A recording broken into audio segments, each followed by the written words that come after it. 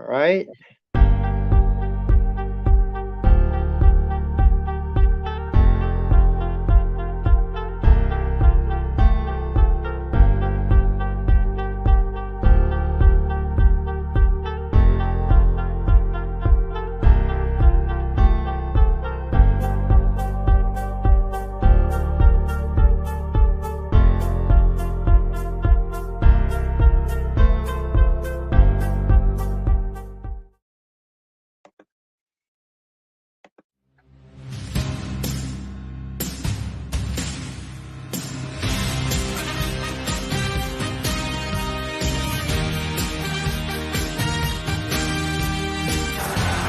Third and 29. Jones steps up, tries to avoid it, buys some time. Jones uncorks, deep ball, touchdown on the ricochet. Purdy back to throw, pressure coming, steps away, looking to run, and he walks it in for the touchdown. Throw on 4th and 18. He's given time. He wants Jefferson. Oh my goodness! Justin Jefferson! Jacobs with running room right up the middle! Jacobs is on his way! The Raiders are going to win this game!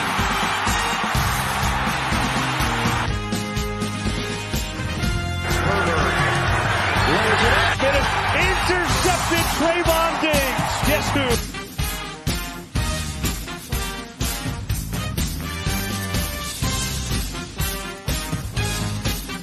To McCaffrey right up the middle, and it's stiff arm. McCaffrey for 6.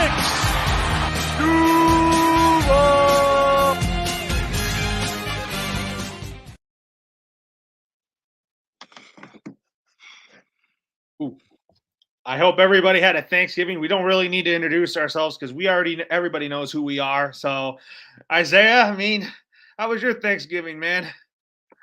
It was good, Lauro. What's up, man? I hope you had a great Thanksgiving. I hope all the viewers out there had a great Thanksgiving.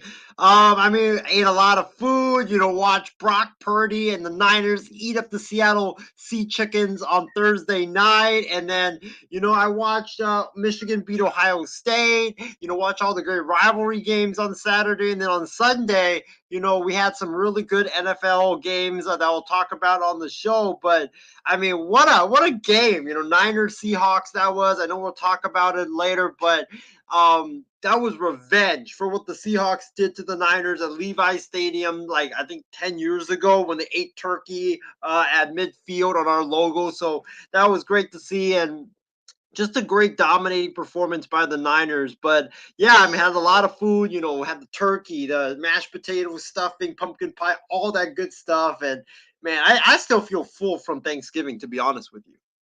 I know, but let's talk about the Thanksgiving game first. We'll start with the Niners and Seahawks. I mean, I picked Seattle to win this game because they play so well at their home field. I mean, this was a great crowd, but the Niners won this game because Brock Purdy played so great that game. The defense played so well.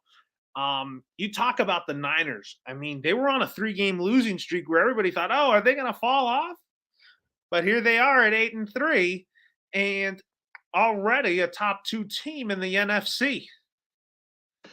Yeah, I mean, the Niners flexed their muscles and they dominated the Seahawks on Thursday night. Going into the game, a lot of people thought, oh, the Seahawks had closed the gap on the Niners and that the Seahawks were going to make it competitive. And the Niners went in there and just said, hey, I know the stadium's one of the loudest in the world. I know the stadium has a lot of funky stuff that always happens to it.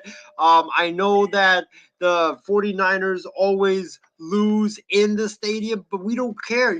This is our division. This is our reign right now in the NFC West, and they flexed their muscles on the Seahawks and said, hey, the gap is still massive. And that's why, the Niners, they sent a message to the Seahawks. And, Brock Purdy, like you mentioned, he dominated.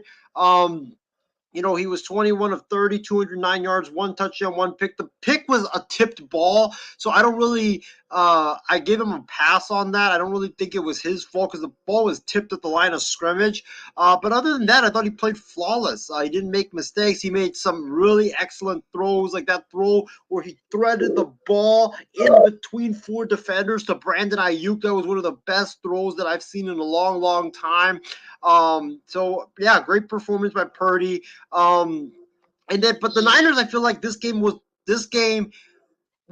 the running game. Christian McCaffrey, 19 carries, 114 yards. The Seahawks just couldn't stop him. He had 2 touchdowns. Elijah Mitchell had 7 carries, 39 yards. Debo, 4 carries, 15 yards. The Niners just ran the football down the Seahawks' throats, and the Seahawks just couldn't stop them. And that's what I said was going to happen when we previewed the game, was the Seahawks have a really weak run defense, and they really can't stop anybody because their middle of their defense is not very good. And Kyle Shanahan and the Niners, they just took advantage of it, and they just ran roughsawed right down the Seahawks' throats.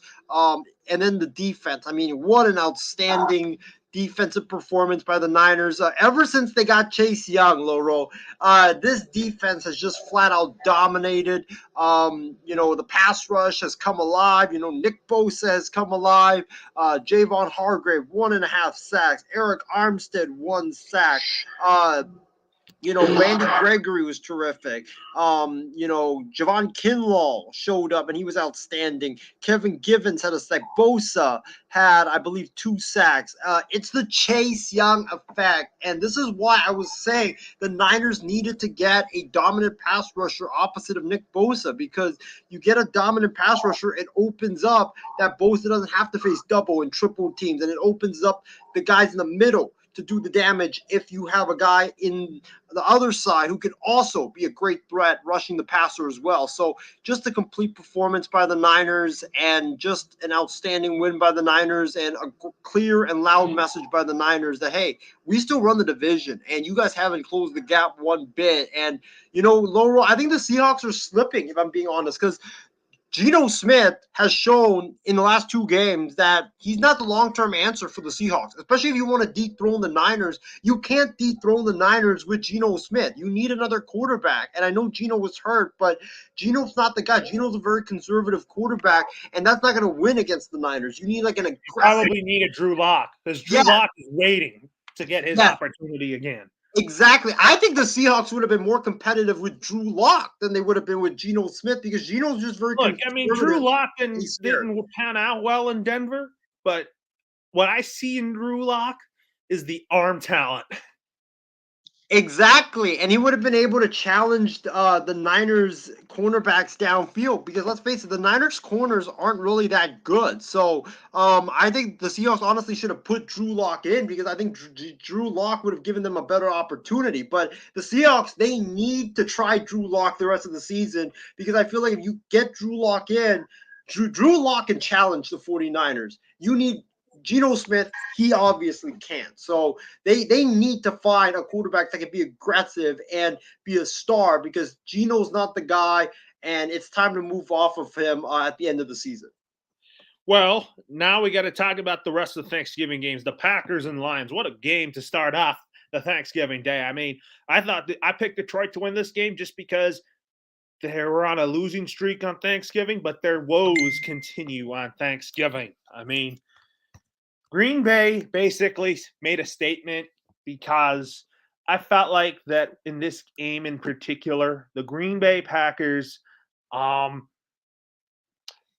did what they had to do. I mean, they needed to win this game, but I feel like Jordan Love continues to get better each time, and he's starting to show that he is the long-term answer quarterback for the Green Bay Packers, and I think he is. The potential's there, the talent is there for Jordan Love, but from the beginning of the season until now, I think Jordan Love is starting to show his potential. This was the best game, Loro, of Thanksgiving. I mean, this was back and forth, and the Packers, credit to them, they came to play when a lot of people doubted them. Jordan Love, a lot of people doubted him, but he's putting up numbers that Aaron Rodgers did in his first year. And Aaron Rodgers' first year wasn't great, but it was good numbers. And let's keep in mind, this is Jordan Love's first year starting for the Green Bay Packers, so he doesn't have that experience. And he's not making terrible mistakes. Yes, he's inconsistent, but he's starting. This is a rookie year. You can't expect everybody to have like a Brock Purdy first year and just break out and just be dominant and just be invincible. So you're going to make mistakes. And Jordan Love, he played well in this game. He was 22 of 32, 268 yards, 3 touchdowns. I like the fact that Matt LaFleur allowed him to be very aggressive, throwing the football down the field early in this game and didn't handcuff him. The running game wasn't working, but the passing game was. And, Jordan Love hitting Christian Watson for a touchdown, hitting him for multiple times. Also, guys like Romeo Dobbs stepping up, Jaden Reed, Tucker Kraft, all these young kids stepping up and being playmakers for Jordan Love and establishing that chemistry with him. I think that it's a good sign moving forward for the Packers, and they have a really bright future. And as far as the Lions is concerned, Jared Goff, we said this with Jared Goff. If he doesn't play with the lead, the Lions are toast. And that's what happened. The running game wasn't doing much until late. David Montgomery had 15 carries for 71 yards and a touchdown, but it wasn't really doing anything until late.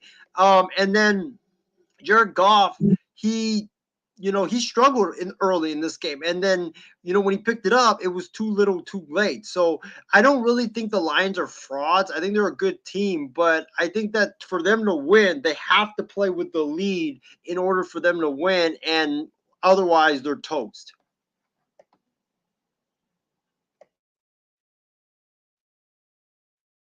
All right, so it looks like we have Loro. He's taking he's taking a break right now.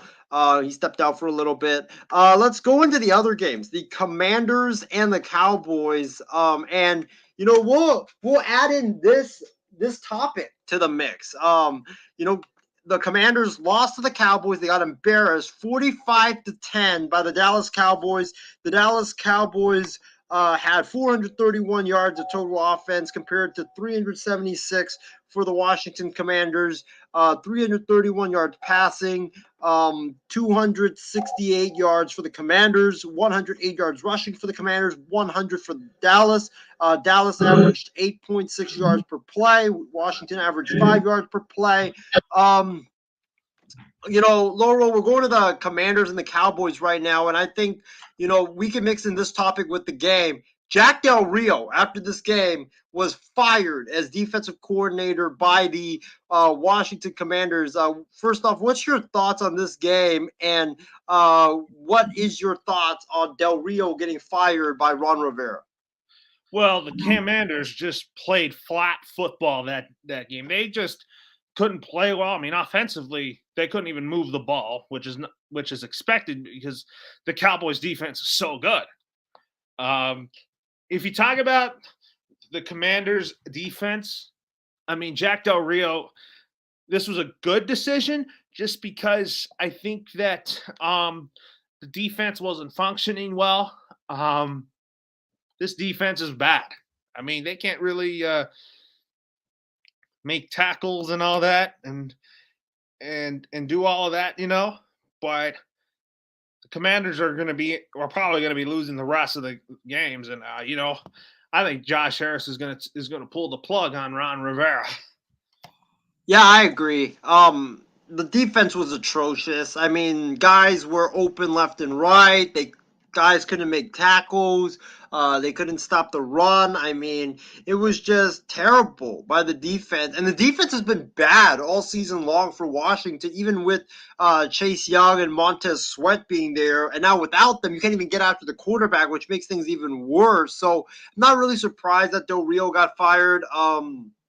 You have a D line with Chase Young, Montez Sweat, Jonathan Allen, Deron Payne, and you have a defense that is one of the worst defenses in the NFL. It's obviously coaching because you do have the talent there, and Del Rio's just not getting the best out of the talent that he's got. So I do agree with the decision to fire Del Rio. Don't be surprised, Loro, if Jack Del Rio becomes the defensive coordinator of USC because Lincoln Riley needs a defensive coordinator now. And Jack Del Rio is from USC. He played there in college. And Jack Del Rio is going to bring a physical, stout, disciplined defense to USC, which I really think they need. So I could see him being a defensive coordinator candidate for USC. But in terms of Washington, yeah, the Commanders are not going anywhere. I can't believe I picked them to win the NFC East. That's a crazy take. One of the craziest takes I've heard. That was a terrible take. I mean, Sam Howell, I'll give him credit. He's looked good. He was 28 of 44, 300 yards, 1 interception. But, I mean, that defense really disappointed me all season long. And, the offense has been decent, but the defense has just completely let down in the nation's capital. And, yeah, I agree with you. I think the Commanders, I don't think they're going to win another game because they play – I'm looking at the Commanders' schedule right now. If you look at it, they play the Dolphins this upcoming week, which I think they're going to get blown out. And then they play the Rams, who I think they go lose to. Then they play the Jets, and Aaron Rodgers could potentially come back for that game. Then they play the Niners, which is going to be a loss. And then they play the Cowboys. So I think Washington finishes 4-13, and Josh Harris' new ownership pulls the plug on Ron Rivera and the coaching staff and fires everybody and cleans house and gets his own staff in. And I think that, Ron Rivera, he's done after this year. I definitely agree. But now we got to talk about the Black Friday game, Isaiah. I mean, the Miami Dolphins put up 34 points. I watched that game and I was like, what in the world were the Jets doing on offense? Tim Boyle didn't even play good. I mean, Javon Holland got one of the returns for a touchdown, and I really think the Miami Dolphins are for real, Isaiah. Yeah, the Miami Dolphins are for real, but I think this was more bad Jets than great Dolphins. The New York Jets look absolutely lifeless. The New York Jets look like a team that honestly would lose to Georgia at this point if they played because they can't move the football right now. It's a disgrace. I mean, Tim Boyle, I don't know if you saw that 50-yard, they tried to Hail Mary into the end zone and got picked off and ran back for a touchdown. Like, that was pathetic. They just couldn't move the ball. Like, every play, it was like, they ran the ball up the middle, no gain. Then the next play, short pass, incomplete. Then, try to throw over the middle to get a first down, incomplete. 3 and out, punt it away. Like, that's the Jets offense right now. And, the Jets, they just look pathetic. And Nathaniel Hackett, Laurel, he needs to be fired. I'll say this right now. He needs to be fired. He runs a dinosaur offense that can't win in today's NFL. And I don't care if Aaron Rodgers is coming back or not. He needs to go because that offense is just absolutely horrific for the New York Jets. And they need to get a modernized attack there in New York. And I feel bad for Jets fans. I mean, they're running a really bad offense. And it's like, Laurel, you're a Patriots fan. It's like watching Patriots versus Giants every week. You're hoping the defense can get some turnovers, but your offense just can't score. They always just struggle to score, and I just feel so bad for Jets fans. So don't be surprised if Robert Saleh gets fired because Woody Johnson is not a patient person, and he was already pissed off after last season that the Jets collapsed and missed the playoffs. And Nathaniel Hackett, he needs to go right now, not tomorrow. He needs to go right now because that offense was just terrible. Look, you don't have a full year with Aaron Rodgers, and I feel like Robert Saleh is not going to get fired after the season. I think Robert Saleh is going to go to ownership, go to Woody Johnson, say, "Hey, I need a full year with Aaron Rodgers. Can you please be patient with that?" The thing is, I don't know if Woody Johnson will be patient because look at David Tepper firing Frank Reich. Like, I don't think anybody expected that to happen. I don't know. Like, Robert Saleh's been there like 3 seasons now. We'll see. I mean, if Aaron Rodgers comes back and plays well, then I think he'll keep his job. But I don't know. Like Woody Johnson's just a very unpredictable person, so I can't really say if he's gonna keep his job or not. But I mean that was just a terrible performance by the Jets, and the defense I felt like gave up in the second half because you could just see there was really no effort by the corners in tackling. The linebackers weren't really giving full effort in tackling. The Dolphins' offense is great, but the Jets, I mean, they were just, gosh, they were awful in this game. And I didn't even bother watching this game, to be honest. I just ended up went Black Friday shopping because I knew how pathetic the Jets have been all season long, and I didn't want to watch that boring stuff on the football field. So the Jets need to make major changes on offense. It definitely could happen, but the reason why I won't fire Nathaniel Hackett is because he hasn't had a full year with Aaron Rodgers with the Jets, because Aaron Rodgers has made Nathaniel Hackett look good when Nathaniel Hackett was in Green Bay. So there's a disagreement on my part here, but let's talk about my team report. You did your team report on the Niners. I mean, the New England Patriots only scored, I mean, the touchdown by Stevenson was good. But I'm not used to being 2-9 just because of the years that we've had with Tom Brady. But man, it is just pathetic, disgusting to watch every Sunday. Patriots are going to be playing the Chargers, and I God hope we win this game and end Brandon Staley's tenure with the Chargers. But I have a feeling that we might not win that game. So following this game, the Patriots have named potentially they're going to be naming Bailey Zappi their starting quarterback over Mac Jones. So, Isaiah, let me tell you this. The Patriots look done. I mean, I feel like Bill Belichick should just strip his general manager duties so that he can still coach the team. I think he needs a general manager to report to. I'm not saying that he's going to leave New England. I feel like that the Patriots need a general manager to work with Bill Belichick. Yeah, number one, I'm not surprised that Bailey Zappi is starting because, I mean, we've seen what Mac Jones can do for this entire season, and it just hasn't been pretty. So why not give Bailey Zappi a shot, see if maybe he could be the guy moving forward. Maybe he could play better football and put up a better performance on the football field. Maybe he could do that. I don't know. It's just, it might breathe some new life into this offense, make them at least being able to, like, for the fans to watch them play. I think it's a good decision by Bill Belichick in starting Bailey Zappi. I felt like the Patriots needed something new. They needed something. They needed a change, and I feel like that's why they're going with Bailey Zappi. And here's the thing, Laurel, I won't be shocked actually if the Patriots with Bailey Zappi beat the Chargers, because the Chargers have been known to always play down a competition, and they look at the Patriots. This is a 2-9 team. I could see them playing down a competition, and their defense has been like a ticking time bomb.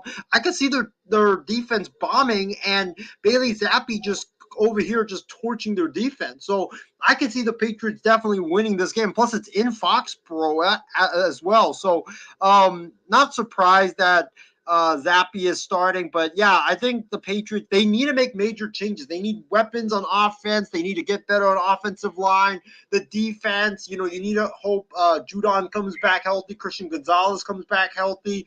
But you need that quarterback. Like, who is it? Mac Jones? Is it Bailey Zappi? Are you going to draft Caleb Williams, Drake May? I don't know. The Patriots have some really tough decisions, and the biggest one of all is Bill. Is he going to be the coach moving forward? I know you want him to be the coach moving forward. We disagree on that. I think that the Patriots need like a fresh start, maybe like with a Ben Johnson. Look, I mean, it might happen, but I think if we were to move on from Bill Belichick, I wouldn't go that route just because Bill Belichick has groomed Gerard Mayo to be the Patriots head coach. I feel like the Titans are probably going to fire Mike Vrabel, because I think Vrabel or Mayo are on my radar to be the next head coach of the team. So if you're the Patriots, right, let's say they fire Bill, how about Josh McDaniels? Could he be an option for head coach, or do you think he just lost his shine because he just had a really bad Raiders tenure? He lost his shine. because he had a bad tenure with the Raiders and Broncos, and I felt like that he's out of chances of being a head coach. Yeah, it wasn't pretty with the Raiders. I think Gerard Mayo I could definitely see that. I don't think Bill O'Brien, because I feel like Bill O'Brien is like Josh McDaniels. He's lost his shine as well. I think it's But going Bill to be O'Brien is Gerard. a great offensive coordinator. He is, he is. But I think it's either going to be Gerard Mayo or I don't know. Vrabel. I think Vrabel. If Mike Vrabel gets fired, the Patriots Oh, I would definitely love have to Mike give him Vrabel. that. Mike Vrabel knows the Patriot way. I think he would be on the same page as Robert Kraft Yep, yep. and all that. So I feel like that Bill Belichick and Robert Kraft have not been on the same page in recent years. No, they haven't. They haven't. And yeah, I mean the Patriots offense is terrible to watch. The defense, I mean, they're doing their job, but Loro, I still can't believe Chad Ryland missed that 35-yard field goal. Like we talked about this off the air, but that's a chip shot. Like that's like an extra point. Like how do you even miss that? Like I just don't. I was shocked that he missed it because I had to go to work and he was lining up for the kick, but I couldn't watch it because I had to go to I work. watched the kick and I was like, I was so mad that he missed that field goal. Yeah, like I can't even believe he missed it. Like that was just, oh my god, that was awful. But We could Patriots, have had overtime here. I wanted overtime. yeah, you could have. Oh, we And lost. We lost again. yeah, and now you're playing the Chargers. You're playing the No, Chargers. here's our next 4 games coming up. We got the Chargers, then we have a short week to play the Pittsburgh Steelers, and man, the Pittsburgh Steelers are playing good football right now. And then we play week 15. The Chiefs. That's gonna be a loss for sure. Whoa. I'm afraid that that game might not be on Monday Night Football. Well, I heard the Patriots have the next 3 games are going to be on after the Chargers. The next 3 games are going to be on national TV. Is that right? Yes.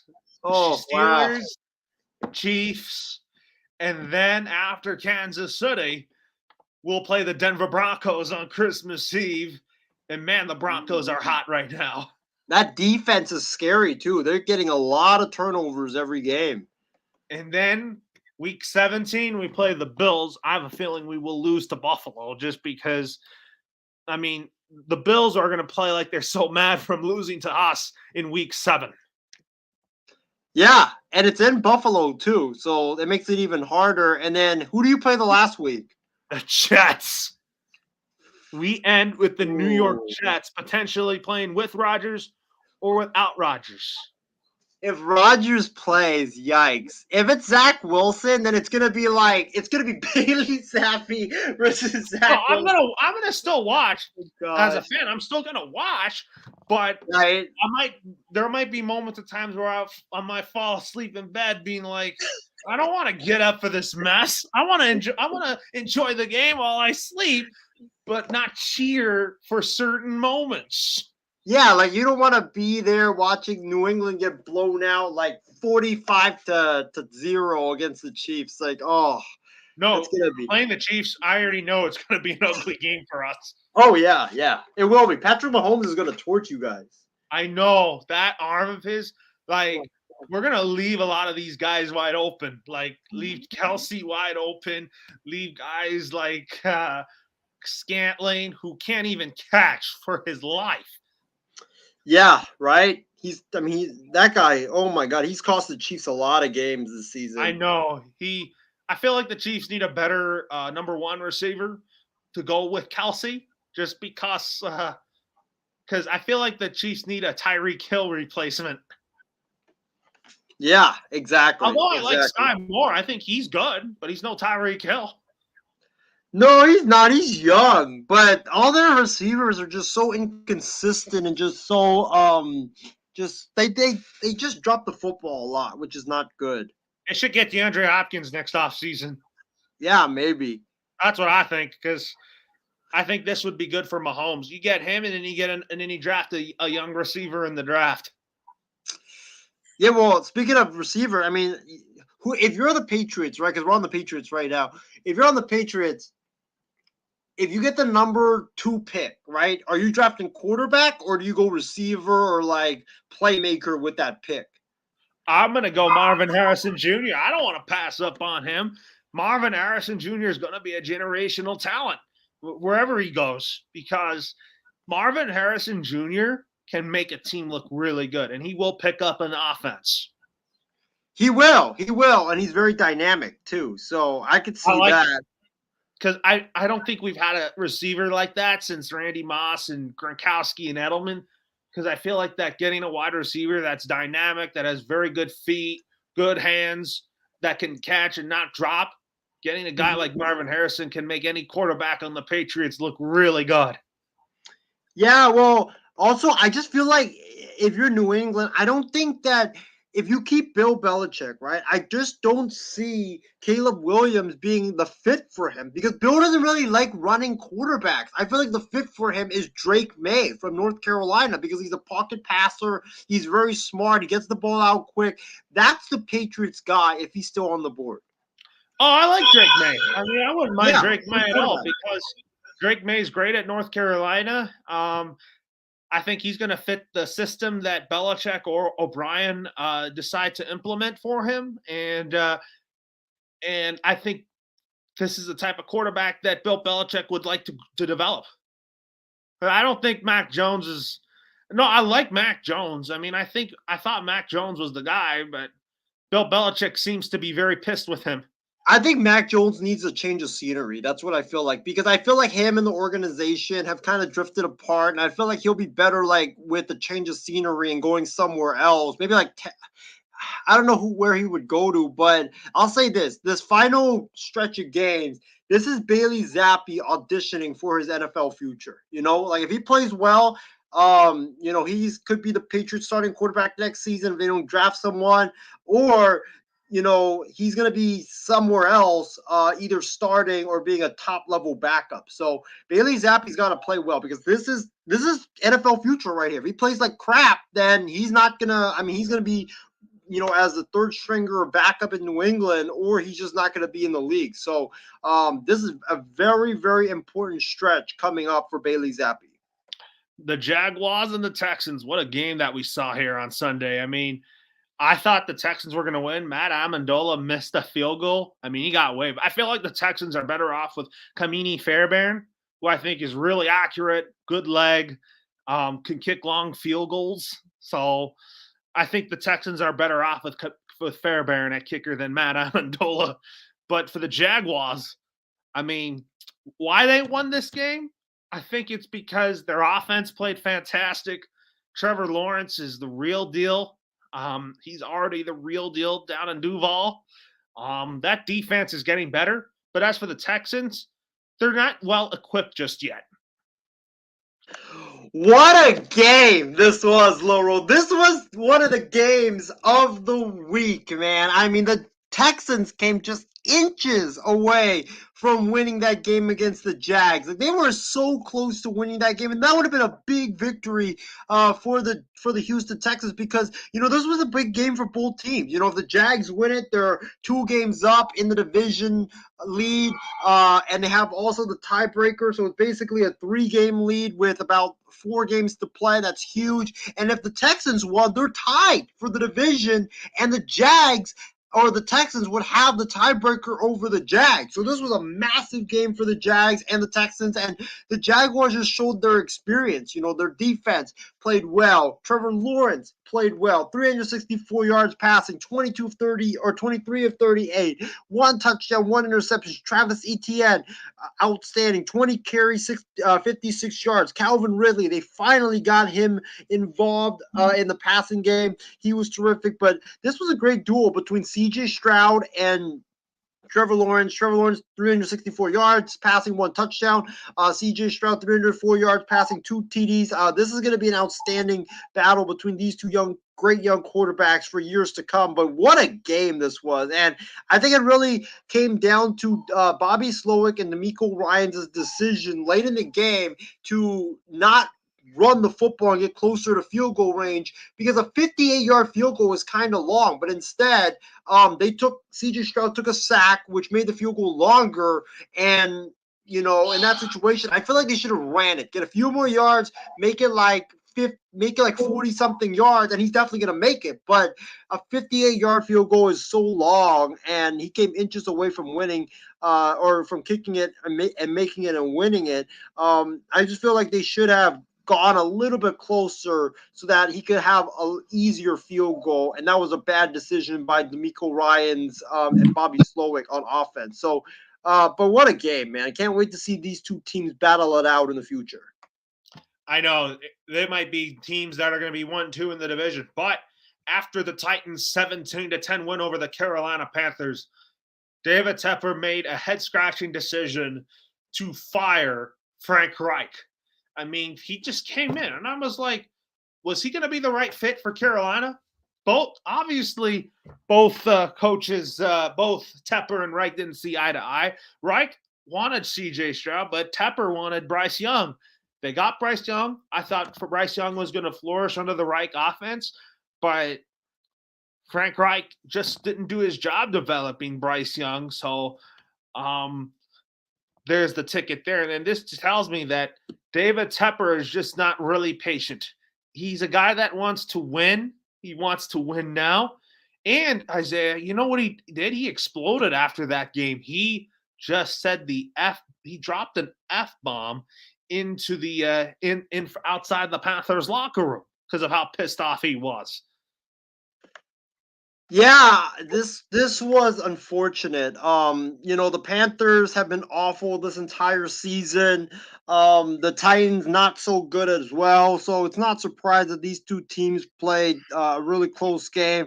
The Panthers, I kind of knew some changes were coming after David Tepper in the locker room afterwards was spotted shaking his head and yelling the F word.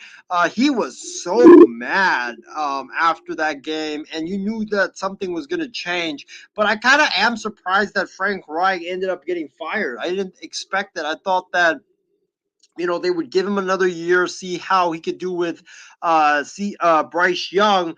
But David Tepper is ruining the Panthers. I mean, this guy is just like Jerry Jones. He's making football decisions. He wanted Bryce Young, so they got Bryce Young. The coaching staff wanted CJ Stroud. It just doesn't make sense. And David Tepper, I think he's even on record saying, weapons don't matter. We just need a quarterback. Yeah, weapons don't matter. Look at your quarterback now. Without weapons, he sucks. And I think that he should have given more time to Frank Reich. I think Frank Reich's a really good coach, really good offensive mind. But I feel like Bryce Young just didn't fit Frank Reich's style of offense. And I feel like that, Frank Reich, he definitely got scapegoated. And for the Panthers, it's a bad decision because who's now going to come to Carolina after you fire your coach 3 straight seasons? Who's going to come to Carolina? Like, I really don't know. So, it's just a bad decision by David Tepper. He doesn't have any patience whatsoever, and he's definitely ruining the Carolina Panthers. And I feel bad for Panther fans because you don't know what's going to be next, and you're probably not going to be able to get a good coach because everybody's going to want to avoid Carolina because they know they're not going to have a long leash to coach. Yeah, that's going to be a really bad job if I were an NFL coach. I don't want to apply for it because I don't want to work with David Tepper if I were an NFL head coach becoming a candidate for that job because David Tepper is not really, I mean, he let go of Ron Rivera because that wasn't his guy. He tried it with Matt Rule. That did not work out. I mean, Steve Wilkes should have gotten the full-time job because he kept the team afloat and he was on the same page as David Tepper. Yeah, but I also think that like David Tepper, like him making football decisions when he's never played football, I think it's absolutely ridiculous. I think he needs to let his GM and let his coach do their thing because they know more football than him. So I don't get it. Like David Tepper, he's ruining the Carolina Panthers. Yeah, he sure is. But another game we got to talk about in Week 12 is what a game we saw in the city of brotherly love. I mean, it was a heartbreaking loss for the Bills, but for the Eagles, that was a great game. I wanted Philly to win this game because Buffalo's not really good on the road. I feel like that Buffalo schedule's getting really hard. But I feel like the Bills are still going to make the playoffs as a 7th seed. That's what my gut tells me about the Buffalo Bills. For the Philadelphia Eagles, they're the real deal. I mean, I don't care what people say. Skip Bayless said the Eagles are lucky. I don't know what he's talking about because Skip Bayless wants the Cowboys to beat the Eagles. And I'm like, why do you think that? Because the Cowboys don't normally play well against big boy teams like the Eagles or the 49ers. I mean, they're good now because they've beaten up on teams that are playing little league football. What a game this was. I mean, this was the game of week 12. But these two teams played an epic game. Couple takeaways from this game. The Buffalo Bills choked this game. They shot themselves in the foot so many times. They gave up like 17 points to the Eagles, which they shouldn't have because they made stupid mistakes after stupid mistakes after stupid mistakes. I mean, Tyler Bass, how can you not make a 45-yard field goal, dude? I looked at the percentage of kickers kicking 45-yard field goals. It's 87% make. Like, how can you not make a 45-yard field goal? Like, it makes no sense. You would have been up, I think at that point, 20-7 at the half, and at the half you would have been up 27 and the Eagles would have been deflated, but you gave the Eagles another shot and they took advantage of it. And then he had another field goal blocked. And then the defense, so many busted coverages, not being able to tackle, being confused on the zone reads. Josh Allen with a terrible interception late in the game. I mean, the Eagles just had the Bills shot themselves in the foot so many times, and they just gave this game away. The Bills had this game, but they just gave it away because their defense either couldn't get a stop. Josh Allen made some stupid decisions, or the special teams just ruined it. But this is Buffalo this entire season. They've been just shooting themselves in the foot this entire season, and that's why the record right now sits at 500. So just a bad loss by the Bills. Great win by the Eagles. Great comeback by Jalen Hurts. Was really impressed by him. I can't wait to see Niners-Eagles, see that matchup go down. And the Niners are going to be out for blood because the Niners they want revenge for what happened last year. But Philadelphia, I'm concerned about their defense. Their defense isn't what it was last year. The pass rush is still getting home, but the run defense is not that good. The pass defense has not been good this season, so that's something they need to work on. And then the other takeaway I have is that the NFL refs, Loro, need to be investigated for corruption because that was a terrible ref game by these officials. I mean, Josh Allen gets grabbed like this on the horse collar, and the official is like right in front of him. He gets grabbed like this and slung to the ground, and you throw an intentional grounding on Josh Allen, but you don't throw a flag for a horse collar tackle when it's clear and obvious horse collar tackle. Like, it just it makes no sense. That was a clear and obvious horse collar tackle, like it says in the rule book. So the fact that they didn't call it was utterly ridiculous. And then there was another play, I don't know if you guys saw it, where Stephon Diggs was about to catch the football, ball's coming to him, and he gets two hands hooked in the back. How can you catch a ball when your hands are hooked in the back of you, and the only place that the ball's coming to is your chest? Like, that's a clear and obvious pass interference. This was just a piss poor job of reffing by these officials. It was just a terrible game by these officials, and these officials should never be allowed to ref again after these horrific either non-calls or calls that they had, especially on that Josh Allen target, or not the targeting, but the roughing the passer, where Josh Allen throws the ball. He's standing there. The guy just gives him a slight tap, and he just falls down like the guy just punched him in the face. Like, come on, man. That was a clear and obvious flop. Like, this was just a terrible officiated game by the officials, and they should never be allowed to ref again. It was just absolutely pathetic. Man, I mean, officiating is really bad in the NFL at times, and I've seen a lot of bad officiating in that officials like to favor the other team, and they're very biased at times. So, anyway, Sunday Night Football. I mean, I thought the Chargers had an opportunity to win this game, Isaiah, but The Ravens look like they are the real deal. I mean, you talk about a healthy Joe Burrow. The Bengals and the Ravens would be going toe to toe in the division, but the Bengals are going to be without Joe Burrow for the remainder of the season, which hurts the Bengals, hurts the division. But a healthy Joe Burrow would go neck and neck with the Ravens. But I think next year the Joe Burrow is going to come back really, really strong with a vengeance. I mean, I don't blame him for sitting out preseason just because of the injuries and all that. But I feel like that the surgery that he just had, he's going to have a full recovery and be ready to go in training camp. So, as for the Ravens, I mean 9-3. I think that they want revenge on winning the division title. And as for the Chargers, 4-7, Brandon Staley can't even coach for his life right now.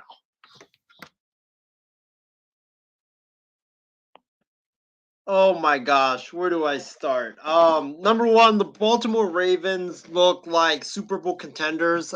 They look like, but between them and the Jacksonville Jaguars, that they may be one of the best teams in the AFC. I mean, their defense is outstanding. Lamar Jackson has really adjusted to Todd Monken's offense. They're airing the football down the field a lot more, which is great to see. And then the running game is always what it's always been, with Lamar or the running backs running the football. I mean, they're just dominating. So, just great offense and defensive performances by the Ravens, and they look really, really scary. And I know my Niners played them on Christmas Day, which should be so fun, but that was just a scary, good Ravens team out there. And the Chargers, I feel bad for Justin Herbert. I mean, Brandon Staley, for him to be his head coach, Brandon Staley needs to be fired. And, he may be fired. I know we talked about this off the air, Laurel, but he may be fired if they lose to your Patriots this upcoming Sunday, because that would be such an embarrassing loss. But, I mean, look at the Chargers, like defensively, the Chargers. Brandon Staley's a defensive head coach, and the Chargers right now Look, I defensively. mentioned this to you off air about Brandon Staley. I felt like that. I thought he would be a good fit just because he has a good defensive background and he was a quarterback when he played football. And I thought both perspectives on his side of the ball would really help both the offense and the defense. Yeah, I mean, the offense is doing their job. Kellen Moore's doing his job. They are ranked 8th in the NFL in points per game, 11th in yards. The defense, Brandon Staley is supposed to be a defensive-minded coach. Look at the defensive stats. They're 24th in the NFL in defense, giving up 23 points a game. They're dead last in the NFL in yards per game giving up. They gave up 390 yards per game, which is worse than the NFL. And then opposing teams are scoring an average of 2 touchdowns a game, 23. That's ranked 23rd in the NFL.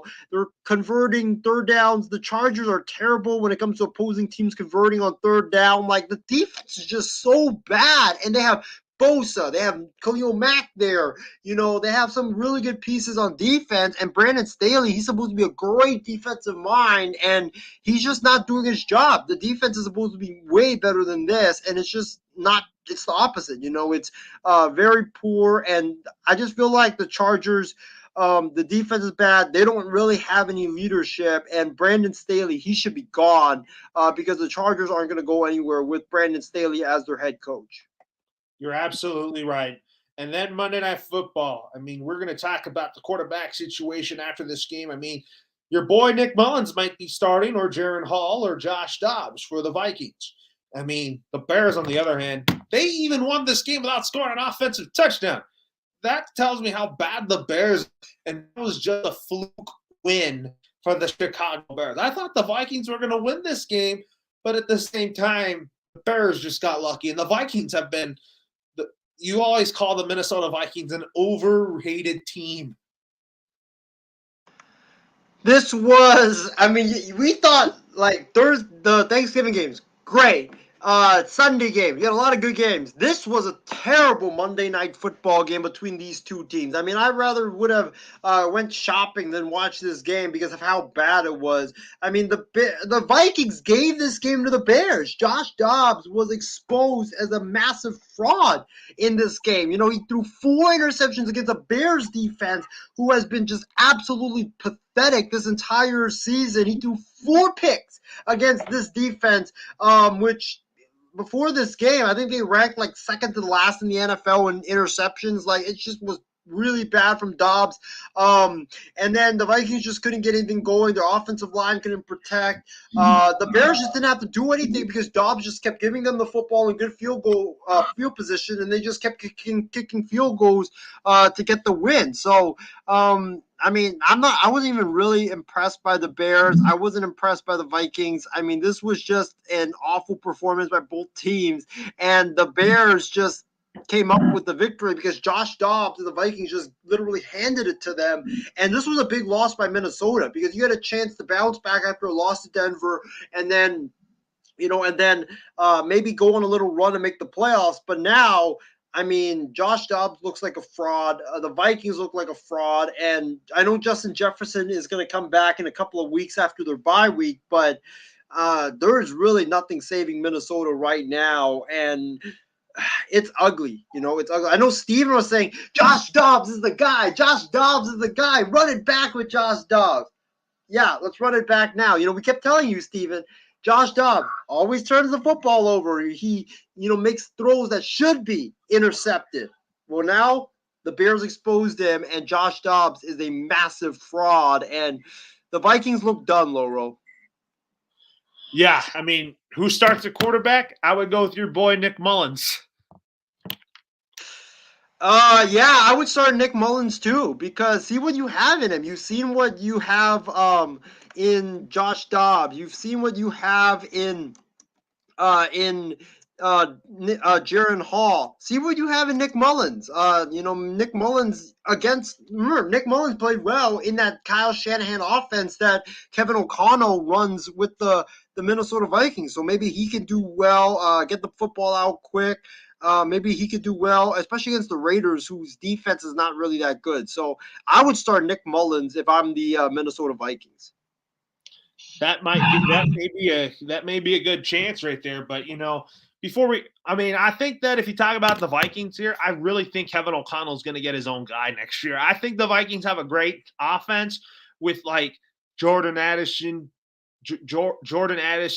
Alexander Madison, and Justin Jefferson. And the defense has gotten better with Brian Flores, but I don't think the Vikings are going to pay Kirk Cousins again. No, I don't think they're going to pay Kirk Cousins again, and I don't think they'll pay Josh Dobbs to come back. I think the Vikings are either going to draft someone or the Vikings, I feel like, are going to draft a quarterback. There's a lot of great quarterbacks in this draft. You have Caleb Williams, Drake May, Bo Nix. I think Bo Nix would be a good fit for this offense that the Minnesota Vikings run because he kind of plays that same style of offense at Oregon anyways, where you get the ball out quick, you have explosive playmakers at receiver and running back, and you just let them do their thing and get them the football. So I think Bo Nix would be a great fit for the Vikings, but I agree with you. I think the Vikings, they'll get a different quarterback next year, and Kevin O'Connell, he's going to get his guy. Oh, yeah, he definitely will be. But now we're going to talk about the head coaching search here. I mean, there could be a lot of openings this offseason. So the Raiders are interested in former Stanford head coach David Shaw to be their head coach. I mean, I like this move for the Raiders to kind of talk. If he is hired as the head coach of the Raiders, I think that he and Mark Davis will be on the same page because Mark Davis likes to swing big. But don't be shocked if Antonio Pierce gets the full-time job. I really like what he's doing so far in Vegas since Josh McDaniels getting fired and all that. I think Antonio Pierce has brought a new vigor to the Raiders, and I think the players like him. And I feel like Mark Davis should be patient with Antonio Pierce. This is Mark Davis having that itch to get the big name, Laurel. That's what this is. I'm not really surprised that this is out there. I think David Shaw would be a great hire by the Las Vegas Raiders because David Shaw runs an NFL-style offense. He had a lot of success at Stanford, and the reason why he stopped having success was because the big-time recruits just didn't want to come to Stanford. Stanford's a school that has a lot of expectations in academics, and it takes a lot to play at Stanford. So I feel like David Shaw, if he went to like Texas A&M or Georgia with those recruits, I think he would be winning national titles. But instead, with David Shaw, I feel like David Shaw would do well in the NFL. I wanted him as the Broncos coach, but they hired Sean Payton. But with the Raiders, I think he would be good because he's a very innovative offensive coach. He runs an NFL style offense. He knows how to get the best out of quarterbacks. Like, I think it's going to be a good hire by the Raiders if they do it. In terms of Antonio Pierce, though, I don't know because the Raiders' schedule the rest of the way is very tough. Like, I'm looking at their schedule right now.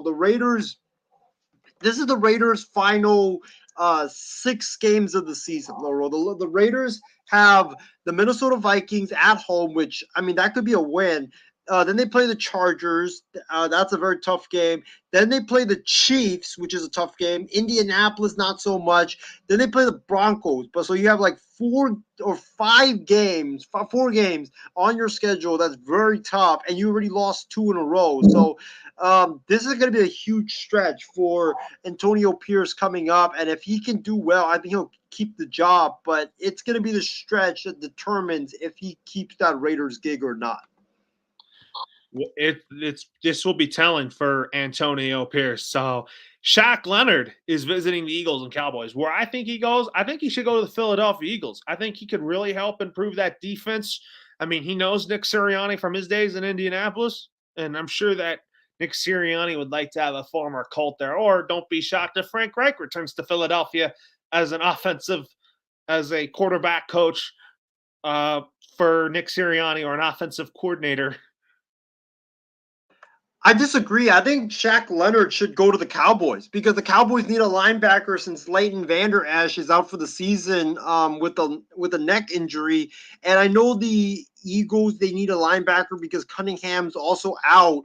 But with the Cowboys, I feel like he'll get a bigger role. And I think with the Cowboys, he'll be able to play that middle linebacker in their defense and have a chance to shine and be the star of their defense with Micah Parsons. I think it's a great move for Dallas if he goes there. I feel like he'll definitely be the starter, and he'll get more playing time, and he'll get more chances to shine. So I feel like he should go to Dallas. And with Dallas, like, Dallas still has a chance if the Niners beat the Eagles on if they beat the Eagles on Sunday. The Dallas Cowboys will only be 1 game back, and they play the Eagles coming up after in a couple of weeks. So they could easily still win the division. So I think for Shaq Leonard, I really think he should go to Dallas because I think he'll get a bigger role, and you can compete and possibly win the division if you're Shaq Leonard and the Cowboys. Oh, you're absolutely right. But you know who's coming back this week at practice is Aaron Rodgers. The Jets open a 21-day practice window for Rodgers to potentially return from injured reserve after tearing his Achilles in Week 1. He's back, Lauro. Let's go, man. I've been waiting for this ever since I heard Aaron Rodgers say on the Pat McAfee show that he was going to do everything he can to come back. And listen, the Jets are in an AFC wildcard race that is wide open. You have the Broncos, you have the Texans, you have I believe the Chargers are in that race, but all these teams are just separated by just 1 game. So if the Jets can just win 1 game the next few weeks, just win 1 or 2 games the next few weeks, and Aaron Rodgers comes back, the Jets can sneak into the playoffs. And to watch out for that, because with Rodgers leading that offense with Garrett Wilson and Breece Hall and that defense of the Jets can go on a run, and they can be like the Texas Rangers in the NFL. So I think this is great news by the Jets for the Jets. Definitely it's miraculous because no quarterback, no player has come back in this short of time from an Achilles injury. So I will definitely be interested to see how Aaron Rodgers looks in his return. But this is great news. You know, the Jets need him because if they didn't have him, they'll be stuck with Zach Wilson or Tim Boyle or Trevor Siemian, and Jets fans don't even need to watch games anymore. But now this gives the Jets fans a reason to watch games, and you know they could possibly make a run now. So this is great news, and this is Christmas coming early for the New York Jets and their fans. Well, let's talk about some Week 13 games. So we'll start with Thursday Night Football. The Dallas Cowboys host the Seattle Seahawks, and the Seahawks are going to be in for some. They're going to be in for a test because their offense is probably not going to function against that defense. The Cowboys, they're going to be running the football on that defense for Seattle. They're probably not going to keep up with them. So I'm picking the Dallas Cowboys because, number one, that Dan Quinn knows his former boss, Pete Carroll, very well. They worked together. Dan Quinn orchestrated the Legion of Boom defense, and he kind of knows what Pete Carroll is all about. His defenses has practiced against his offenses, so I'm going to go Dallas to beat Seattle, and Dan Quinn is going to have a field day game planning for this offense. For me, I'm going to go with Dallas as well. I think that nobody fears Geno Smith. If this was Drew Lock, this would be different. But nobody fears Geno Smith and his limited abilities. The Cowboys defense is going to get after him. That offensive line has not played well. They're going to get after him. They're going to sack him a bunch. They're going to stop the running game. And Dallas is just going to, like you mentioned, Dallas is just going to run the football right down Seattle's throats because they know Seattle can't stop the run. And then when they need to, Dak Prescott just throw it, a seam route to the tight end, throw it over the middle to CeeDee Lamb. They don't really have good corners. I think Dallas wins this, and I think Dallas wins it pretty handily. I'm going to go 37-14 Dallas. I really don't think it's going to be that close of a game. If this was in Seattle, I think it'll be a little bit closer, but this is in Dallas as well. So give me the Cowboys to win this game. Well, next up, we talk about the New England Patriots hosting the Los Angeles Chargers. As they're about to be off the set here about this game. I hope New England wins. We really need to win badly. I'm going to pick New England in this game because I feel like that our defense is going to get to Justin Herbert. And I feel like that the Chargers, people say, oh, the Chargers should beat a team like New England that's 2-9. But I'm not going to say that this is a guaranteed win for the Chargers just because they are so bad against bad teams where they should be beating good teams like the Patriots. I mean, I feel like a mess up is coming for the Chargers just because I think they're basically waiting to move on from Brandon Staley, but not Tom Telesco.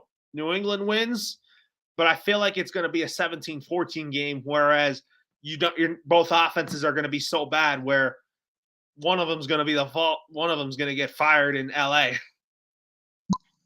Goodbye, Brandon Staley. This is going to be Brandon Staley's last game coaching the LA Chargers. I'm picking the New England Patriots, Laurel, because this is the perfect situation for the Chargers to combust. And this is the classic game where the Chargers always blow it because they always underestimate their opponent. They always play down a competition, and they end up losing these fluke games because they always play down a competition. So I think that's what's going to happen. I think Bailey Zappi comes in. He knows he's playing for his NFL future. I think he comes in and torches this Chargers defense. They're not really that good. I think the Patriots actually put up one of their best offensive outputs of the season. I think with the running game with Stevenson and Elliott, they run the football right down the Chargers' throats, and then Bailey Zappi makes some really good timely throws to get the Patriots into the end zone for a couple of touchdowns. So give me the Patriots to win. I think Bailey Zappi breathes some new life into the Patriots.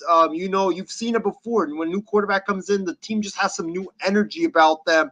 And this just is setting up for a perfect choke by the Chargers. So give me New England. Plus, it's in New England as well, which is a place that the Chargers have always struggled in the past. So give me the Patriots to upset the Chargers. I'm going to go 27-21 New England.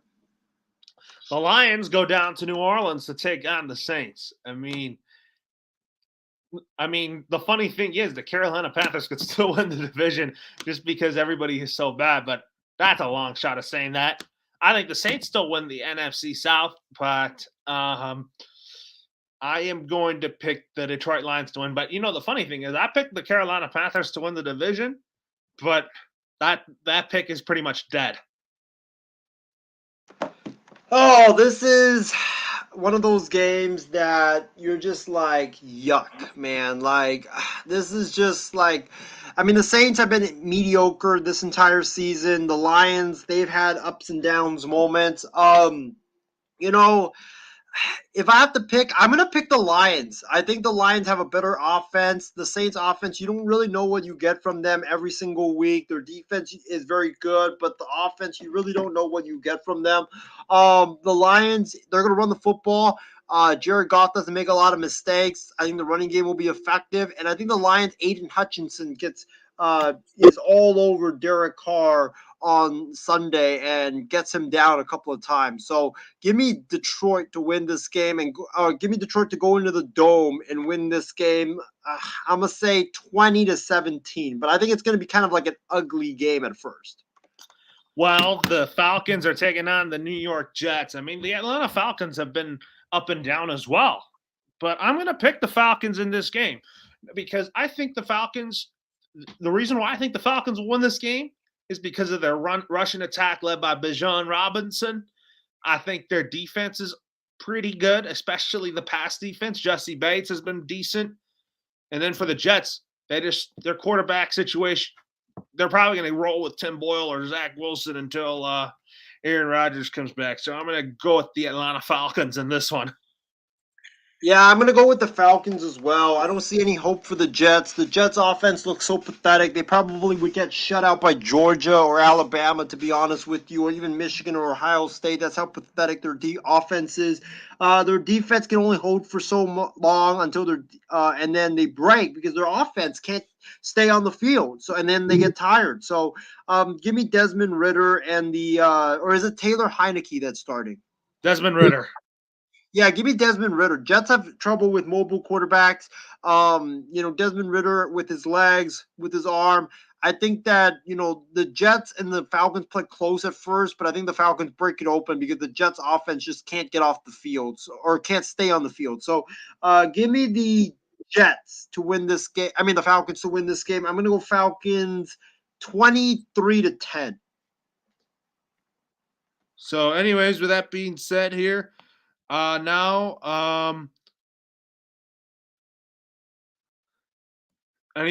we'll talk about the 2-10 Arizona Cardinals taking on the 7-4 Steelers. I mean, Kyler Murray has been pretty good since he's come back, but I'm going to go with the Steelers in this one. They've been playing so well without Matt Canada, especially the offense is more modern and more fun to watch than the Matt Canada led offense.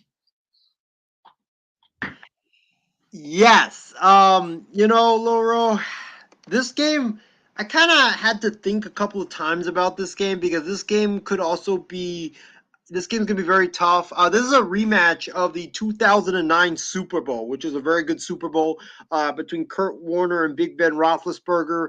But you know what? I'm going to go with the Steelers. Cardinals look pathetic against the Rams. Or no, they looked pathetic last week. The Steelers, I feel like they figured out their offense. Get George Pickens and Deontay Johnson the ball and let them do their thing. They're taking more shots. And it's going to be cold in Pittsburgh, really cold in Pittsburgh this upcoming Sunday. And the Cardinals play in a dome and they aren't used to the cold. So give me the Steelers. Their defense will overwhelm the Cardinals. And I think the Steelers are going to blow out the Cardinals. I'm going to go Steelers. I'm going to go Steelers like 20-3. I don't think the Cardinals really manage much of an effort. Well, next up, we talk about the Tennessee Titans taking on the Indianapolis Colts. I mean, Gardner Minshew's done a great job in Anthony Richardson's absence, but I can't wait to see Anthony Richardson back next year, Isaiah. Me too. I mean, Anthony Richardson is dynamic. He's elusive. He's electric, but he's got to stop getting hurt since he always, it seems like every game he leaves the game with an injury. So he's got to, learn to take better care of his body. Anyways, for this game, I'm picking the Indianapolis Colts. I think Gardner Minshew will have another field day against that defense. It's called Minshew Mania. I love it. I love it. For me, this is a tough one because division games are always very tough. It's tough to pick them. I'm gonna go with the Titans. Actually, it's at Tennessee. The Colts have been inconsistent all season long. So is the Titans. So you have two inconsistent teams going at it. I think it's gonna be a close game, but Will Levis, I think, shines in this game. I don't think the Colts have an answer for DeAndre Hopkins. Get him the football and stay out of his way and let him do his thing. Give me the Titans 24-17. Next up, we talk about the Miami Dolphins taking on the Washington Commanders. Go ahead and pick a score. I'm picking the Dolphins, and I got to play great that game. I mean, give me a 63-0 win. Wow, 63-0. Okay. For me, this is all you need to know about this game. The Commanders, one of the worst defenses in the NFL. The Dolphins, the best offense in the NFL. They have Tyreek Hill, Jalen Waddle, Tua, all the great receivers and running backs that they have with Mike McDaniels calling the plays. This is not even going to be a game. This is going to be a blowout. Give me the Dolphins to win it. I'm going to go Dolphins. I'm going to go with a high score too. I think the Dolphins win this game low roll 52-7. I don't think that the Commanders have a shot. Their defense is not going to be able to stop the Dolphins. They're not going to be able to get off the field. And don't be surprised because the Dolphins or the Commanders have a bye week after this week or after this week. Don't be surprised if Ron Rivera gets fired after this game and Eric Bieniemy becomes the interim head coach after that. So give me the Dolphins. Dolphins in a blowout. That's not even going to be a good game. The Broncos are in Houston to take on the Houston Texans. That's going to be a really good matchup here. Russell Wilson versus CJ Stroud. I'm going to go the Denver Broncos. I think the Denver Broncos are looking like a playoff team. Everybody underestimated Denver of that 1-5 start. I really think they've come so far since then. Giddy up, horsey. I'm rolling with the Broncos as well. Listen, the Broncos have the experience. The Texans, the young team, they're at home. The Texans also, Texans and Broncos are all both vying for that playoff spot in the AFC. Denver's going to win. The experience is going to shine. Russell Wilson, you know what you get from him, that defense. They get turnover after turnover after turnover. They're very aggressive. They sack the heck out of the quarterback. The Texans' offensive line is their Achilles heel. They're not very good. That plays poorly to the Broncos because the Broncos' defensive line gets after the quarterback, and they really do a good job of containing the quarterback in the pocket and just sacking the heck out of him. I think C.J. Stroud gets sacked a bunch of times in this game. He throws a couple of interceptions because he's forced to get rid of the ball quickly, and he makes a lot of mistakes. Give me Denver to win this game. I'm going to go Denver 23-13. I think that defense is the reason why they win. Next up, you talk about the Carolina Panthers taking on the Tampa Bay Bucks. I mean, Chris Tarver is the interim head coach, so I am going to pick the Tampa Bay Bucks. I mean, even though if Baker Mayfield plays, let's see if he's going to have a redemption game. I mean, the Bucks, surprisingly, they're 4-7. Everybody thought, Isaiah, that they were going to tank for Caleb Williams. This is a game that I don't think a lot of people are going to watch low roll because they're going to be watching Niners Eagles because that's part of the 1 o'clock slot. I'm going to go with it's in Tampa. I think it's going to be a closer game than a lot of people expect, but I think the Bucks win this. The Panthers, I just feel like are disoriented right now. There's a lot of chaos going on. They just fired their coach. There's just so much drama going on. The Bucks, I feel like, are the better team. Mike Evans, Chris Godwin, those guys are going to shine in this game against this Panthers defense. I think Bryce Young, though, has a breakout game. I think that with a new coach, I think that he finally starts to play well. But I think the Bucks are just too much. So give me Tampa Bay and give me Baker Mayfield. Next up, we talk about the Browns and the Rams. I mean, the Browns are still hanging in there. I mean, Dorian Thompson-Robinson has done a good job in the absence of Deshaun Watson, but I'm going to go the Rams. I think the Rams are playing good football at the right time, and I think that even though that they were off to a 3-6 start or 2-6 start, they've really shown that they're going to be a wild card playoff team in the really bad NFC. Ah, man. I'm gonna go with the. You know what? I'm gonna go with the Rams as well. The Browns just lost Dorian Thompson Robinson. I don't know if he's gonna be playing in this game. The Rams are, Matthew Stafford has looked so much better this season. Puka Nakua's outstanding receiver. Cooper Kupp is getting back to his true form. That Browns defense is legit. The Rams defense has a lot of hard hitters. I think it's going to be a defensive game, and I like the Rams to pull this out. I'm going to go Rams like 17-10. Next up, we'll talk about the Niners and Eagles. That is going to be the game of the week on Fox. Game of the week. NFC Championship game. I'm going to pick. I'm going to say the Philadelphia Eagles get a win. I think the Eagles are looking really good right now. I think my guy Jalen Hurts is going to have a field day against that Niners defense, but I know San Francisco is going to want to come in playing with revenge after losing to the Eagles in the NFC Championship game. What was your pick, Loro? Eagles. All right. What's your score prediction for that game if you had to make one? It's going to be a really high. It's going to be a shootout, 38-35 Eagles.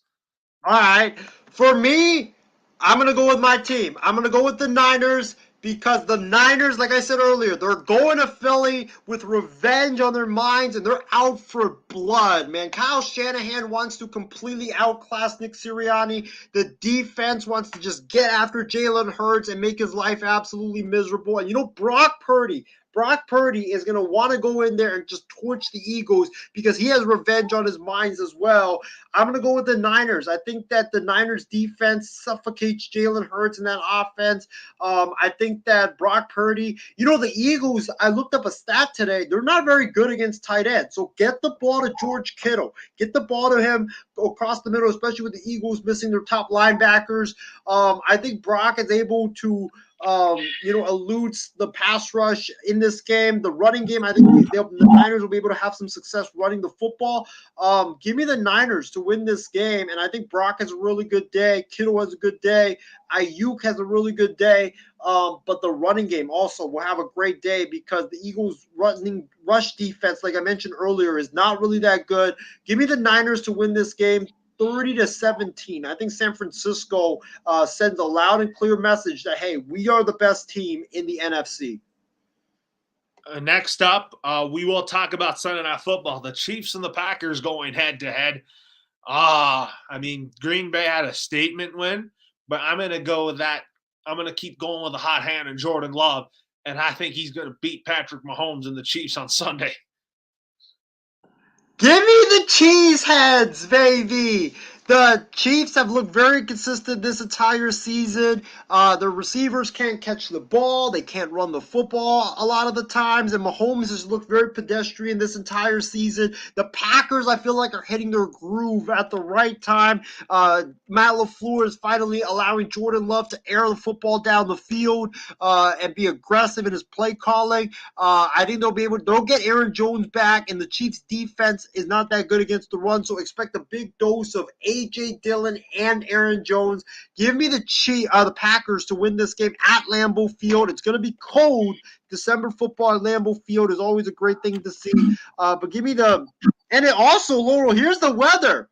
It's expected to snow on Sunday, so expect a great dose of running from both the Chiefs and the Packers, and I can't wait to see some snow football on Sunday Night Football.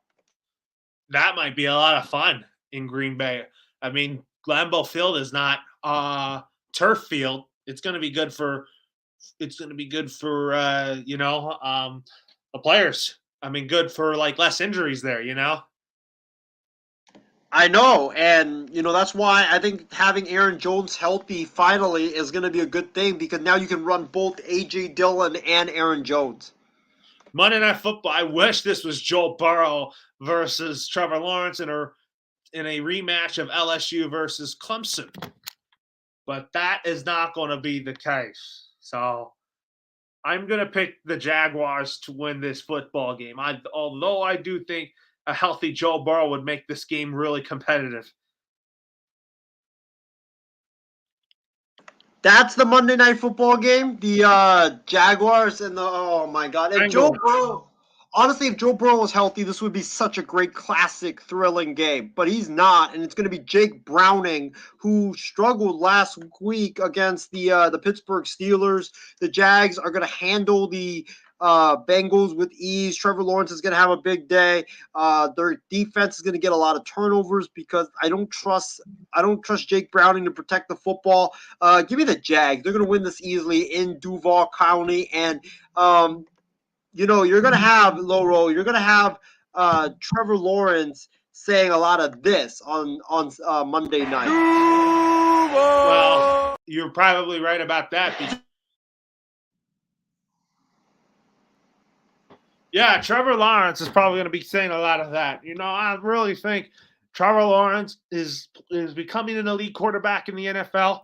I also think he's going to be getting a big extension in Jacksonville, where I think he's worth this type of money by Jacksonville Jaguars management. I think Mr. Khan and Dave and Trent Baalke, they're going to pay every penny for this guy. They will, and he deserves it because he's one hell of a quarterback, and he can throw the football down the field, great accuracy. He is a great runner as well, which is a very underrated part of his game. But yeah, I mean, he deserves the bag. Give him the bag, Jacksonville. You haven't had a great quarterback in a long, long time, and this is your first great quarterback in a very, very long time. Just give him what he wants. He deserves it. Well, I mean, if you overpay for him, you're not going to get the other positions you need. I mean, I like, here's the thing. I do think the Jags are going to extend Trevor Lawrence and make him the highest paid quarterback in the NFL. I also think that they're going to extend other guys, like keep the receiving core around. Like, not only him, the Jags, I think, are going to have to pay Travis Etienne. I mean, that's his buddy from Clemson. I also think Calvin Ridley, I think, is going to be a big part of that offense for a long time. And I really think their defense is going to get better, and it's going to be built around Trayvon Walker from your Georgia Bulldogs. And he's doing good, too. I mean, he's had a lot of sacks this entire season. He's getting after the quarterback. He's got 4.5 sacks, which is really good in the NFL. So, yeah, I mean, the Jags, they're definitely on the team, up and coming. And, Laura, I think I said this to you last week on our Thanksgiving special and to Ben as well. This is looking like the Jags' year because, you look at all the competition against the Jags. Joe Burrow, he's out for the year. Bengals are done. Chiefs look very inconsistent. I think the Jags can beat the Chiefs right now. The Ravens are like the only team that the Jags are competing with. The Steelers have looked inconsistent. The Browns lost Deshaun Watson. The Texans, I feel like, are a year away. Plus, the Jags got that tiebreaker over them. So it's going to be in Jacksonville if they play in the playoffs. And Jacksonville in the playoffs is a very, very tough place to play. This is just looking like the Jags' year. I think the Jags, honestly, can go to the Super Bowl this season. Yeah, so anyways, here, final thoughts and announcements. So we have our Christmas special at some point next month. And then we will have our Thanksgiving. No, I mean the MLB Winter Meetings show on like Sports Weekly or Batter Up. Isaiah, can you explain more of that? Yeah, so it's actually going to be on Kicking It with Crews. We're going to have an MLB Winter Meetings live watch party this upcoming Monday. Ben's going to have the details on it, but we're just going to sit there and just, as all the reports come in, all the deals come in, we're just going to sit there and just react to it, live react to it. It's going to be a multi-hour program, so I can't wait for that. But we're going to have a lot of great reactions. We're going to potentially, the Shohei could sign, Matt Chapman could sign, a lot of guys could sign, Juan Soto could get traded. I mean, the winter meetings, I think, will have a lot of sizzle to it, and it's going to be a lot of big bombshell deals go down. So I can't wait to just watch it and just react to it with you guys. It might be fun. I'll tell you. I think. Yes. I think my prediction is that I want Ohtani to the Dodgers. I predict Matt Chapman to the Giants. I Yep. predict Blake Snell to the Dodgers, and then I wonder if Dylan Cease is going to get traded. I mean, I heard that talks have already intensified for the last 48 hours, and I wonder if he's Yep. going to be a Dodger or if he's going to go to his hometown Braves. He could get traded tomorrow because there's talks, like there are reports that talks are heating up. It's intensified in the last 48 hours, and it could happen before the winter meetings, which start on Sunday. So there's only a few days to the winter meetings, and I think a deal could get down either at the beginning of the winter meetings or the days beforehand. So we could see a big bombshell in the next several days. I'm more anxious about the Shohei Ohtani, I know. and I am because how much I want him in Dodger blue than in Angel red, Giant orange, and I also want some pitching to go along with Ohtani because he's not going to be pitching next year. He's going to be back on the mound the following season. I mean, I also heard that Randy Arozarena could be on the trade market. Yeah, that's a big Man, bombshell I right would there. love Randy Arozarena on the Dodgers. I mean, if the Rays package a deal with him and Tyler Glasnow, Andrew Friedman's going to call the Rays and tell them, "Hey, I don't want to give up our top prospect. I mean, I don't want to blow up our farm system for this deal because I want a deal where it's fair." I mean, what are the Rays doing? Like, they're trading, like, they just made the playoffs last year, and now you're going to trade your best hitter and one of your best pitchers. Like, it just doesn't make any sense. Like, what are the Rays even doing out here? You're a great team. Like, why don't you keep those people? Like, it just makes no sense whatsoever. I think the Rays, I'm very confused with what the Rays are doing. Like, I just don't get it. But Glass now, I think, would have a great return, and can't believe a Rosarena potentially could get traded. Like, that's just utterly insane. I know. Oh, I want Glasnow to be a Dodger. Tyler Glasnow, he would be a good reclamation project for the Dodgers just because he's coming off of Tommy John surgery. I think he's a guy that's going to go deep. He's had some really good playoff success in the past where I think that could help us. But and I also like Cease because even though the record wasn't good last year, Dylan Cease is a strikeout artist. and I don't think it was his fault last year. Because I want him if he's on the Dodgers. I think his record's going to be a lot better. Like, yeah, he didn't. About an 18-win season for Dylan Cease, and you only lose 10 or 11 games. Yeah, he didn't get any run support last season because the White Sox were just so bad. Yeah, I think that why I want Cease on the Dodgers is because the offense in front of him will give him the run support he needs to be successful. Right. I agree. That's why I want Cease. I want Corbin Burns with Willie Adames. I mean, I'm happy to get Hayward back, but I want more than that. I mean, I have a feeling we're going to get Ohtani, but I feel like that one of Outman or Lux might be on the move, or Michael Busch, because I feel like that we need to get another right-handed bat in our lineup, and I think we need to sign another right-handed bat to strengthen the bottom half of our lineup. By the way, Laurel, before we conclude the show, we do have some breaking news from the NFL, and that is, according to Sports Illustrated, Raiders owner Mark Davis would love to bring back John Gruden to be the team's next head coach if John Gruden were to drop his lawsuit against the NFL. John Gruden, if he drops his lawsuit against the NFL, John Gruden could potentially go back to the Las Vegas Raiders. I mean, what is your thoughts on that? You know what? I think if he does drop his lawsuit, I think he should come back. I mean, he should have not stepped down in the first place. I feel like a second go-around for John Gruden and the Las Vegas Raiders would make a lot of sense. Yeah, dude, like I'm excited. I want to see John Gruden back in the NFL and coaching. I don't think he should have been fired. Yeah, the emails were bad, but I mean, he did that like 10 years ago. I think John Gruden should be in the NFL. He's a really good coach. And when the Raiders fired Josh McDaniels, I actually brought that up. Like, Mark Davis loves John Gruden. He loves big names. John Gruden is a big name and he's a great friend of Mark Davis. And I could see Gruden coming back to the Raiders. I'm not surprised at all that uh, that Gruden, that Gruden could end up coming back. Like I'm not surprised at all. But wow, that'd be crazy if John Gruden ended up coming back to the Raiders. That means he'll bring back. I think that means he can bring back Rich Bisaccia as his special teams coordinator and assistant head coach. Yup, and then you can bring back Greg Olson too, I think. And then I don't know about defensive coordinator who would be out But there. Greg Olson would be a great choice for offensive coordinator.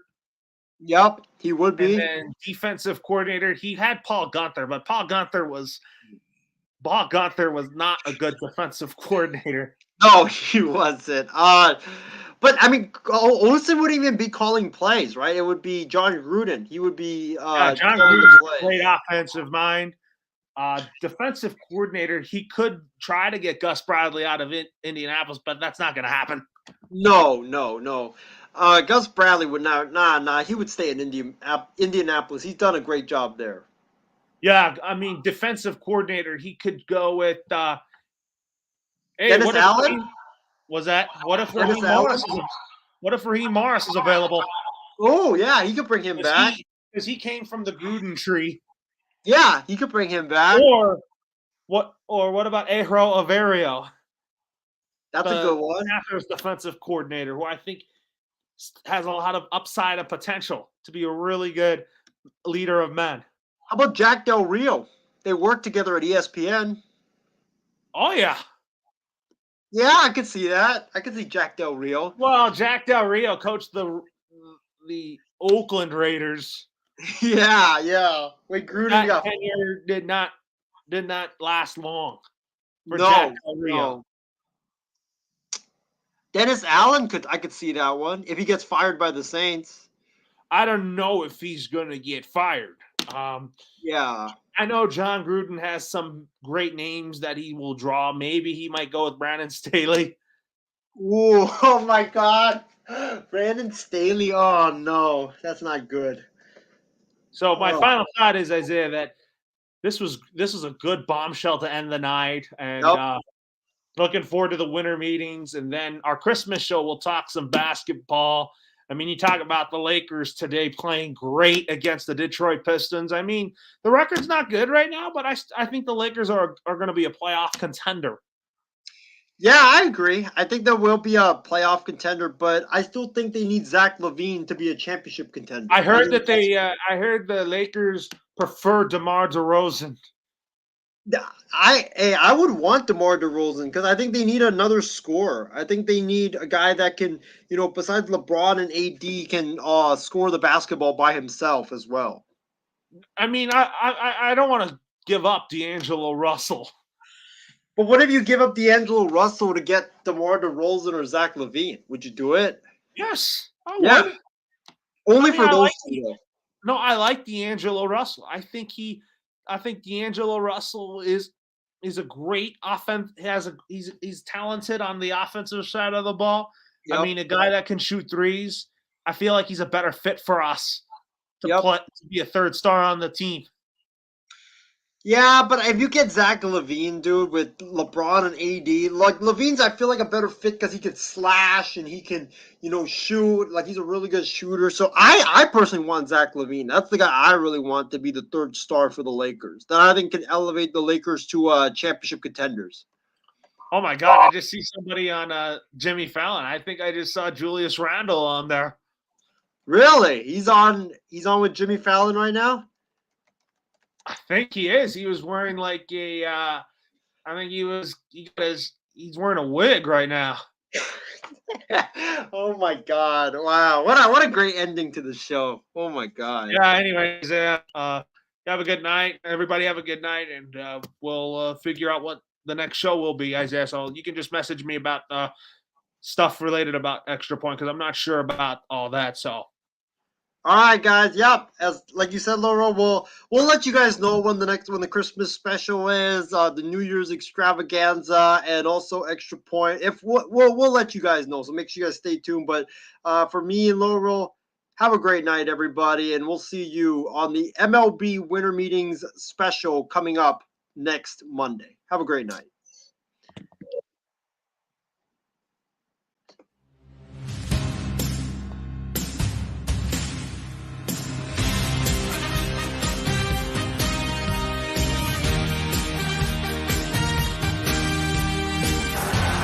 Third and 29. Jones steps up, tries to avoid it, buys some time. Jones uncorks, deep ball, touchdown on the ricochet. Purdy back to throw, pressure coming, steps away, looking to run, and he walks it in for the touchdown. Throw on 4th and 18. He's given time. He wants Jefferson.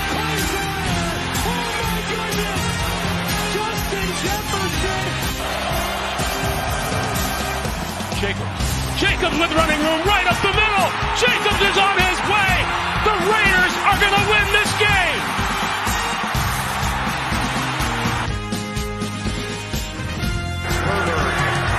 Lays it up. It is intercepted. Trayvon Diggs. Guess who?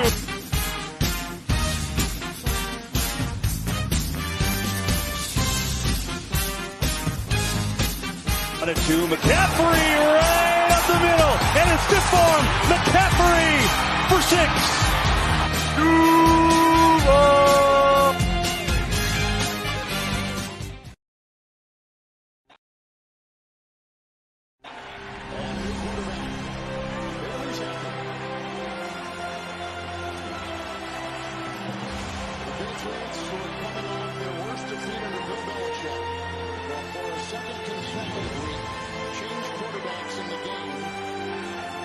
Zampi has started 2 games in his career and won them both.